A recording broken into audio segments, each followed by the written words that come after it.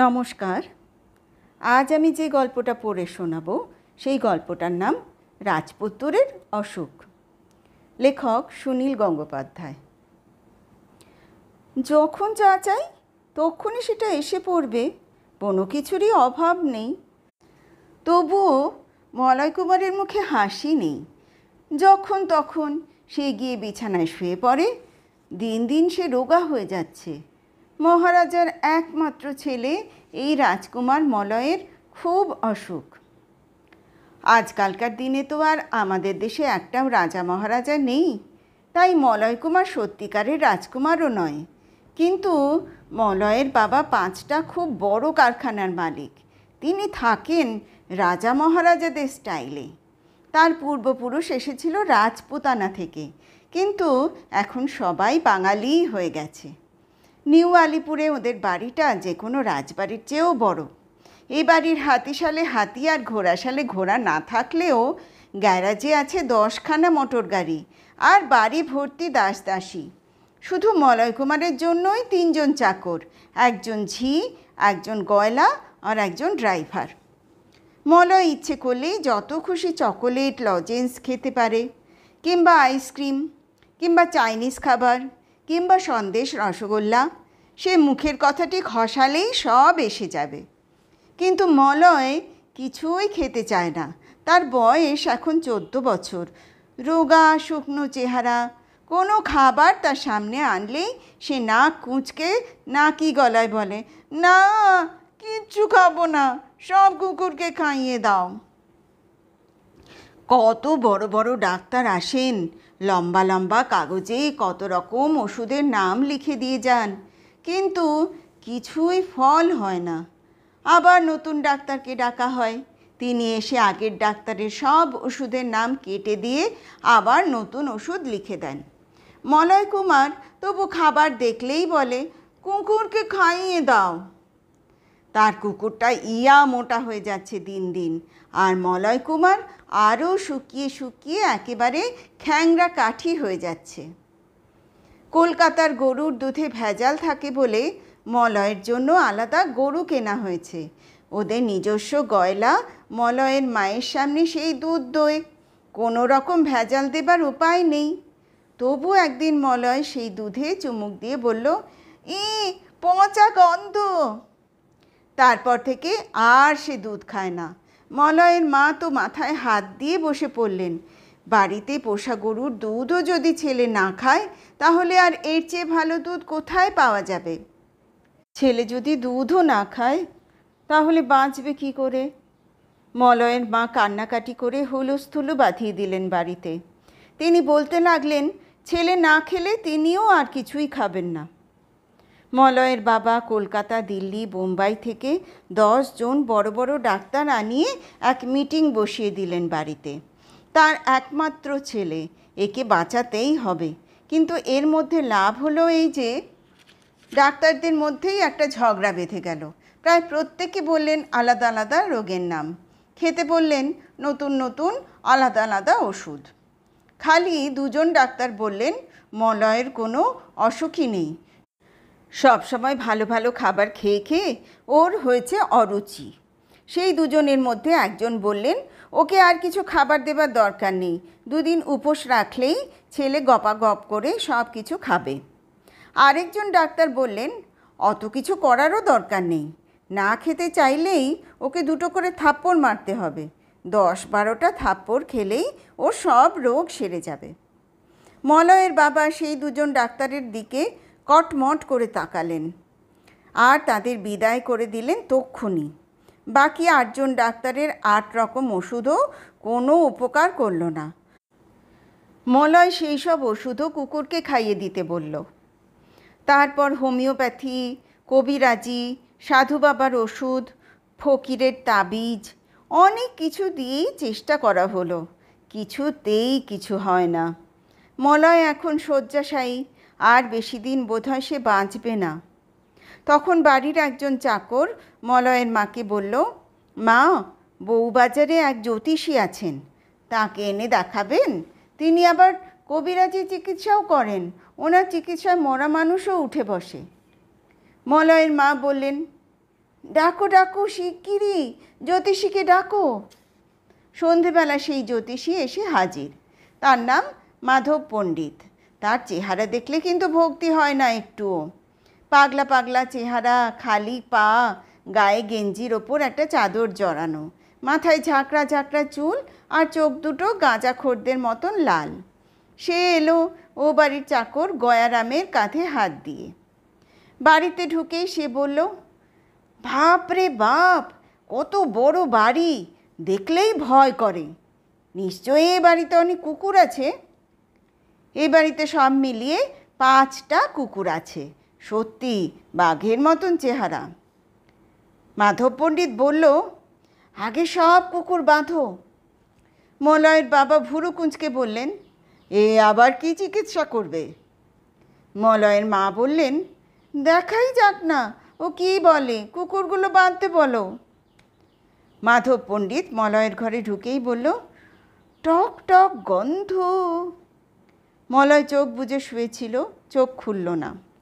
মাধব পণ্ডিত বলল, সব পচা খাবার। মলয় এবার চেয়ে দেখল মাধব পণ্ডিতকে। মাধব পণ্ডিত বলল, এইসব পচা খাবার কি রাজপুত্তর খেতে পারে? ওর দোষ কি? মলয়ের বাবা বললেন, পচা খাবার মানে? কলকাতার সবচেয়ে বড় দোকানের সবচেয়ে ভালো খাবার দেওয়া হয় ওকে। মাধব পণ্ডিত বলল, হোটেলের খাবার, দোকানের খাবার তো ওসব আমি জানি। ছেলেকে খাঁটি টাটকা খাবার দিন, ছেলে ঠিক খাবে। মলয়ের মা বললেন, বাড়ির পোষা গরুর দুধ, সেটাও টাটকা নয়? এর থেকে টাটকা দুধ আর হয়? মাধব পণ্ডিত বললেন, কোথাকার গরু? মুলতানের। তাই বলুন, যাদের বয়স 16 বছরের কম তাদের কখনো মুলতানি গাইয়ের দুধ সহ্য হয় না। ভাগলপুরি গরুর দুধ সবচেয়ে ভালো। মলয়ের বাবা বললেন, ঠিক আছে, কালই ভাগলপুর থেকে গরু কিনে আনাচ্ছি। মাধব পণ্ডিত বললেন, দাঁড়ান দাঁড়ান, অত সহজ নয়। ভাগলপুরের গরু কলকাতায় এসে খাবে কি? সেই তো শুকনো খড়, তাতে আবার পচা দুধ দেবে। ভাগলপুরের ঘাস খাওয়াতে হবে। প্রত্যেক দিন ভোরবেলা শিশির পড়ে থাকে যে ঘাসে, সেই ঘাস খাওয়াতে হবে গরুকে, তাহলে সেই গরু টাটকা দুধ দেবে। ভাগলপুরের ঘাস এখানে কি করে পাবো? এখানে পাবেন না, ভাগলপুরে পাবেন। ঠিক আছে, ভাগলপুরে একটি বাড়ি কিনছি, মলয় গিয়ে কিছুদিন ওখানে থাকুক। দাঁড়ান দাঁড়ান, অত সহজ নয়। সেই দুধ খেয়ে হজম করতে হবে তো। আপনার ছেলের হয়েছে বদহজমের অসুখ। এখন ভাগলপুরের জল তো ওর সহ্য হবে না। ওর জন্য লাগবে দেওঘরের দুধ কুণ্ডের জল। তাহলে দেওঘরে একটা বাড়ি কিনি, সেখানে গিয়ে থাকুক কিছুদিন। দেওঘরে থেকে ভাগলপুরের গরুর দুধ খাবে কি করে? রোজ আনিয়ে নেব ওখান থেকে, তাহলে ছেলে সারবে তো। ছেলে কি শুধু জল আর দুধ খেয়ে বাঁচবে? ভাত খেতে হবে না? শাক তরকারি মাছ মাংস খেতে হবে না? ও ছেলের কপালে কি লেখা আছে দেখতে পাচ্ছেন? কপালে আবার কি লেখা আছে? থাকলেও তো দেখা যায় নাকি? আমি দেখতে পাচ্ছি, ওর কপালে লেখা আছে লাল গোলা। লাল গোলা? হ্যাঁ, লাল গোলা। লাল গোলা একটা জায়গার নাম। হ্যাঁ, তা তো জানি, কিন্তু একটা জায়গার নাম ওর কপালে লেখা থাকবে কেন? আগের জন্মে ও জন্মেছিল লাল গোলায়। ওর 16 বছর বয়স না হওয়া পর্যন্ত ওকে লাল গোলার রূপশালী ধানের ঢেকি ছাটা চালের ভাত খাওয়াতে হবে। ঠিক আছে, সেই চালই আনাবো। দাঁড়ান দাঁড়ান, অত সহজ নয়। বলেছি না, টাটকা জিনিস চাই। প্রত্যেক দিন 1 কৌটা ধান ঢেকিতে ছাটিয়ে সেই চালের ভাত খাওয়াতে হবে। আগের দিনের চালের ভাত খাওয়ালে কোনো লাভ নেই। বাবা, তাহলে তো লালগোলায় গিয়ে থাকতে হয়, সেখানে একটা বাড়ি কিনবো। কিন্তু লালগোলায় গিয়ে থাকলে দেওঘরের জল আর ভাগলপুরের টাটকা দুধ খাবে কি করে? তাও তো বটে। আরও আছে, হজমের অসুখের পক্ষে খুব ভালো হচ্ছে পেঁপে সেদ্ধ। ওই পেঁপে সেদ্ধ খাইয়ে আমি কত রুগীকে ভালো করেছি। কোথাকার পেঁপে বিখ্যাত জানেন? পুরুলিয়া। পুরুলিয়া থেকে প্রত্যেক দিন একটা করে গাছ থেকে ছিঁড়ে আনা টাটকা পেঁপে যদি খাওয়াতে পারেন। মলয়ের বাবা রেগে গিয়ে বললেন, অসম্ভব, যত সব বুজরুকি। পুরুলিয়ার পেঁপে, লালগোলার চাল, দেওঘরের জল আর ভাগলপুরের দুধ, প্রত্যেক দিন এগুলো এনে খাওয়ানো যায়? এত বাড়ির ছেলেরা সাধারণ খাওয়া খেয়ে ঠিকঠাক থাকছে। মাধব পণ্ডিত বলল, এত বাড়ির ছেলের সঙ্গে আপনার ছেলের তুলনা? ও তো সাধারণ ছেলে নয়, চোখ দেখেই বুঝতে পেরেছি ঘন জন্মা। কবে যে মায়া কাটিয়ে চলে যাবে। মলয়ের মা প্রায় কেঁদে উঠে বললেন, হ্যাঁ, ছেড়ে চলে যাবে? ওগো, তুমি যেমন করে পারো ওগুলো জোগাড় করো। মলয়ের বাবা বললেন, এ কি সম্ভব নাকি? 4টে জায়গা চারদিকে, কি করে রোজ এসব জোগাড় হবে? মলয়ের মা বললেন, তা আমি জানি না, ব্যবস্থা তোমাকে করতেই হবে।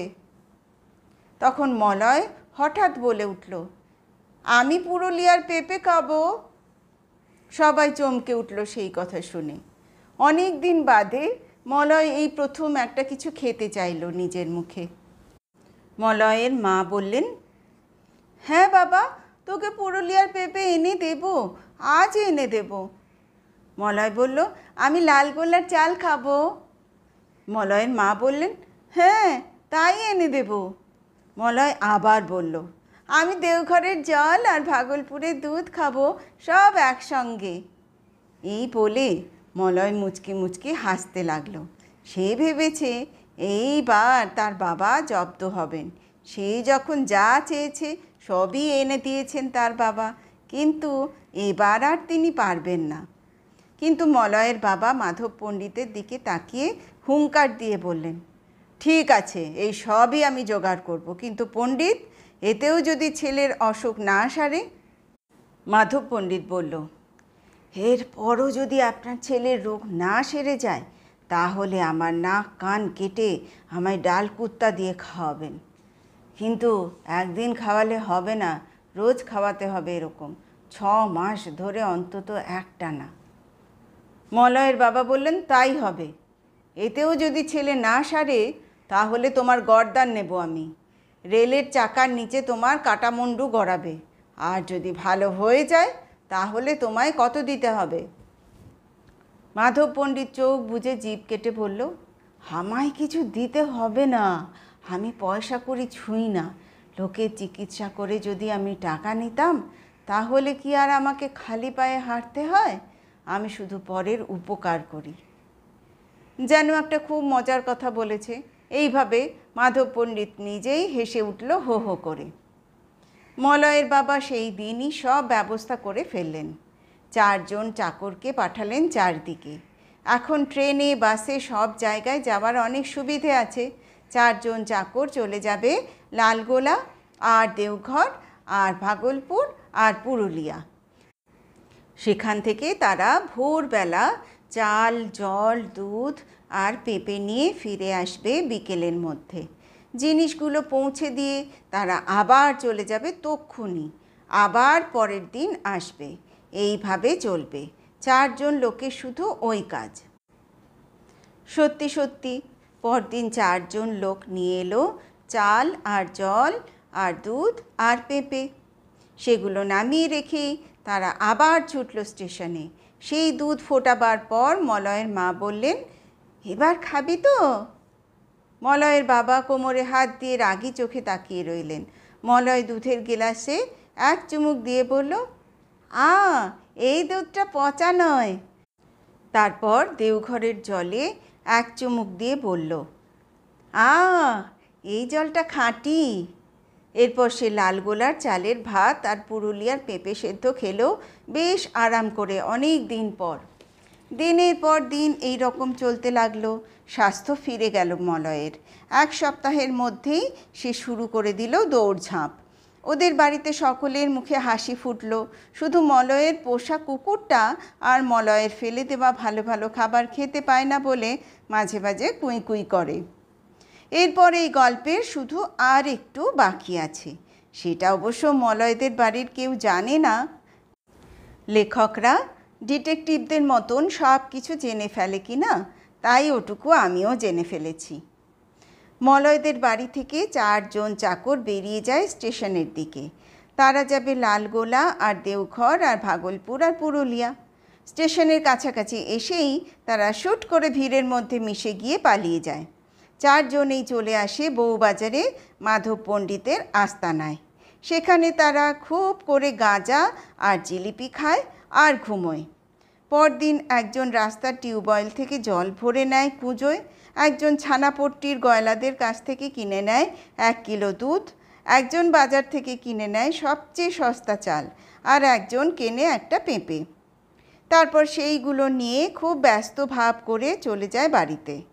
সেগুলো রেখেই তারা আবার দৌড়োয়, আবার এসে হাজির হয়ে যায় মাধব পণ্ডিতের আড্ডায়।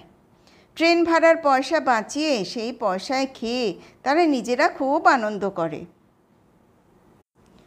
কলকাতার আর সব ছেলেরা যে চাল আর দুধ আর জল আর পেঁপে খায়, সেগুলো খেয়েই কিন্তু এখন মলয়ের স্বাস্থ্য খুব ভালো হয়ে গেছে। এখন সেই স্কুলের টিমে দারুণ ক্রিকেট খেলে আর বাড়ি ফিরেই বলে, শিগগির খাবার দাও, দারুণ খিদে পেয়েছে।